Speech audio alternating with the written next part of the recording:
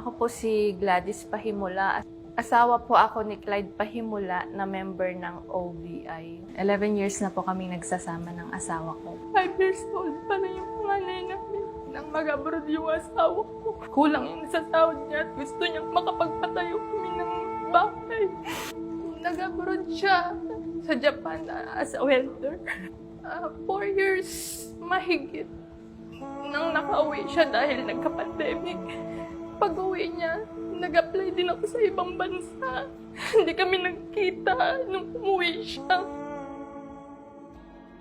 Nag-inquire po siya sa video post ko about sa business na ginagawa namin. And nagkausap kaming dalawa. Yun nga po, yung sumali po siya dito, sa totoo lang, hindi ako naniwala. May alinlangan po ako kasi pera po yung ginagamit sa pagsali niya dito.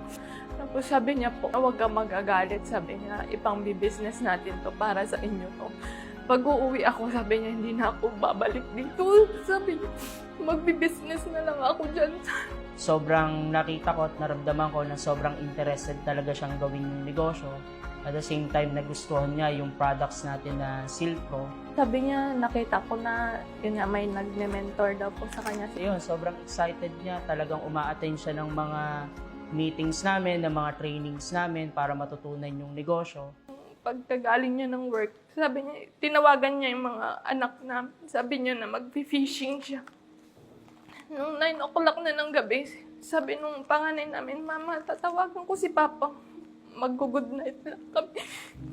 Nagre-ring yung cellphone niya pero hindi niya na nasagot. Nakatanggap ako ng tawag. Huwag daw ako mabibigla. Patay na daw yung asawa ko dahil nalunod lang. Sabi ko, ang galing niya lumangoy. Paano siya malulunod? Mga anak namin, alilig pa. Siya lang yung nagsusupport sa amin dahil umuwi na rin po ako. Yung pag-aaral nila, paano? Wala nang ibang tutulong sa akin. Balak ko po sana ulit mag-abroad. Nagpaalam ako sa mga anak. Sabi nung panganay ko, Mama, baka maulit, sabi niya po. Nireport ko po kay sir na sabi ko na na-aksidente po yung asawa ko. Tapos sabi niya, yun po na may makukuha nga daw po siya. Pero hindi ko po alam na may insurance. Salamat asawa ko.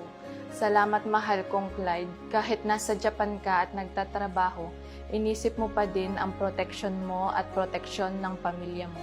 Kumuha ka pa din ng OBI Cellpro. Noong nabubuhay ka, inalagaan mo kaming pamilya mo at hanggang ngayon, nasa payapa ka ng lugar, patuloy mo pa din kaming inaalagaan. Ilalagay ko po sa account ng mga anak ko kasi pinagawaan ko po talaga sila ng account nila. Doon po sa pag-aaral nila. Wala naman ibang tutulong sa akin kung hindi ako na lang.